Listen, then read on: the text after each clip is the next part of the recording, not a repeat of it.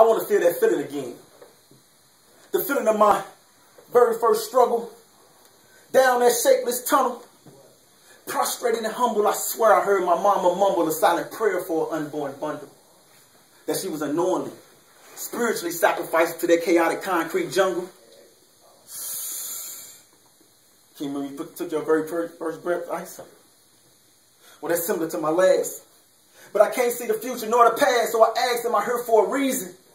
Or am I just believing this demon in human form, waiting to devour the minds of our yet born so they can spawn their principles and ideas that not only keep us psychologically in fear, but unselfishly loving our enemy with a mouth full of blood and eyes full of tears.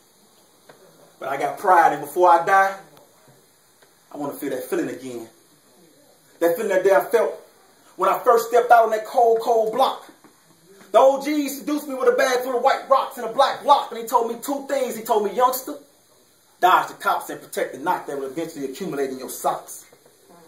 Yeah, I was scared and psychologically shocked, but the adrenaline rush was just too much for a child who was lacking his mother's touch but had his father's nuts. So I didn't bother to listen to my real father who sits on the throne, who unconditionally loves his own, who, even when I stayed out all night and when I came home, I foolishly told my only mother that I was grown. He still forgave me. But she didn't.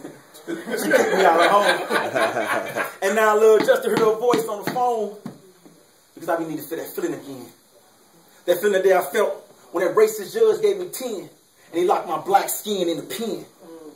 Not because I sold rocks and it was a sin, but it's because I was everything he was not, so he hated my skin. Hated my trends.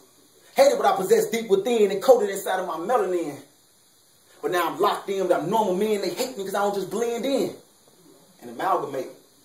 But I refuse to just accept this as my fate. And I can't tolerate fake, so I made a mental jailbreak. And in that state, I heard a voice of the Creator just as clear as you can hear mine today. I heard it say 6 words. Sit down, shut up, and wait. Now, even though these hopelessly lost prisoners of war made me irate every day, I set my ass down, shut my mouth, and prepared to wait. And that's when I heard and received the 6th most powerful word that every human being needs. Accept your own and respect yourself. And that's the day my enlightened journey began. Because you see, 16 years ago, I had a plan. But because it was my plan instead of his plan, it crumbled in my hands. But before my wind blew away my love, nah, fuck that. Let's keep it real. My daughter was conceived, but her mother felt deceived. So she left me knowing that a kid was my only reason I had to breathe. So I'm desperate to feel that feeling again. That feeling that day I felt when God took my rib while I slept and created these beautiful manifestations. You're an accumulation of everything that ever was, will, and exist in creation. You're magnificent from head to toe. Bold like you're standing under mistletoe. And dirt when us intimidated little boys stepped to them with that same old noise. But your kiss is more adored than Satan. But we foolishly keep chasing a never-ending high, racing to die. When right before our eyes stands the mother of creation, mother of civilization, mother of emancipation. And listen, you're the mother and the key to the resurrection of our nation. Because you see, you're the first teacher of the child. You're the soil in which we plant our seed in. You're the ones we turn our backs on the world. You're the ones we still be needing. And all this same-sex bullshit, that's just a fad. Because after they done participating in any and every abomination under the sun, you're going to be the ones in that hot seat. Because God told you directly not to eat from that forbidden tree. But we all want to feel that feeling again. But this time it's not the beginning, it's the end.